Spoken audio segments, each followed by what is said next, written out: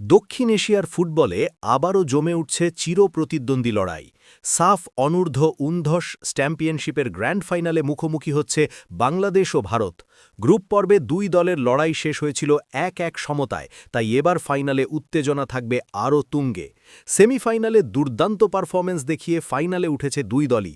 বাংলাদেশ হারিয়েছে নেপালকে ১-০ গোলে, আর ভারত ভুটানকে উড়িয়ে দিয়েছে ৫-০ ব্যবধানে। গতবারের চ্যাম্পিয়ন বাংলাদেশ এবার মাঠে নামবে শিরোপা ধরে রাখার লক্ষ্য নিয়ে।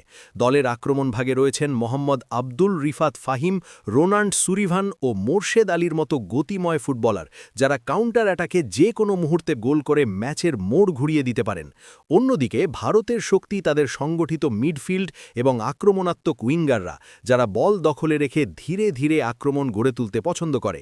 তাই বলা যায় এই ফাইনালে লড়াইটা হবে সমানে সমান।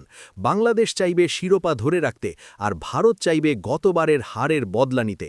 উত্তেজনাপূর্ণ এই হাই ভোল্টেজ ম্যাচটি শুরু হবে ৩রা এপ্রিল রাত ৯টায় মালদ্বীপের মালেতে, আর সরাসরি দেখা যাবে ইউটিউবের স্পোর্টস ওয়ার্কস চ্যানেলে।